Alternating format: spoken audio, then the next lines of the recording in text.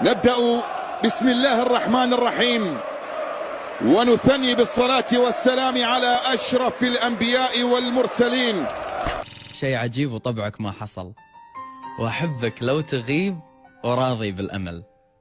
أنا من جيل هالأغنية هذه، تصدق لأني من جيل هالأغنية أحس إن كأن كلماتها رسمت مشوار حياتي بشكل واضح. إي نعم، وقعت في غرام غيرك، بس غرامك أنت هو اللي غير وفارق لأنه عجيب.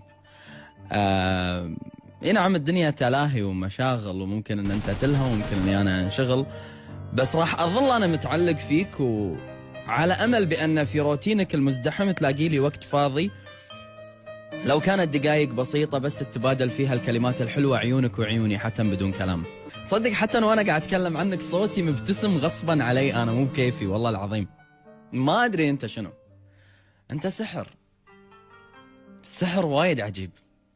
أبي أشوف عيونك التلاقط، أبي أشوف قلبك يخفق بسرعة. والله العظيم يا جماعة، ليش ألف وأدور وأكذب وأبهر بالحكي وأزيد وأبالغ بالتعبير عن الإحساس، وهو الشيء كل ما كان بسيط كل ما كان وايد حلو. أنا ما أدري إيش قاعد أقول، ولا أدري إيش قاعد أهبب، ولا أدري عن شنو قاعد أتكلم.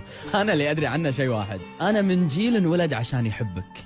إيه، موضوع ير موضوع، وإحساس ير إحساس. أدري إني أنا من جيل لما في عام 1997 سمعت غرامك شيء عجيب ما حسيت فيها، لأني من جيلها. في ذاك الوقت كان عمري يمكن 8 سنوات، مع فارق الأعمار حق كل واحد قاعد يسمعني الحين كم كان عمره في ذاك الوقت. ولكن اليوم أحب حتى نطاريك لو كان بالغلط. يا أخي راضي، والله العظيم راضي. تدري شنو الأدهى والأمر والمتعب أكثر من هذا كله؟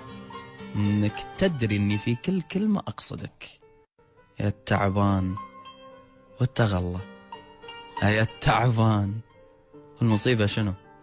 ما قاعد يزيد النار حطب بقلبي إلا أن أنت تتغلى، وراضي أنا بهالتغلي على الرغم من أنه متعب. بس يا أخي تعبك حلو. أنا من جيل هالتعب، أنا من جيل أني أنا عشت علشان أتلذذ في كل شيء يشدني صوبك. إن كنت طفل براءة إحساسي رسمت لي أسرار، وانكشفت هذه الأسرار مع الأيام. اليوم أنا كبير وما عاد بعيوني أي سر، كثر ما أني أنا بس أبتسم وأقول لك صح صح 100% صح. أنا من جيل غرامك شيء عجيب، إجابة للسؤال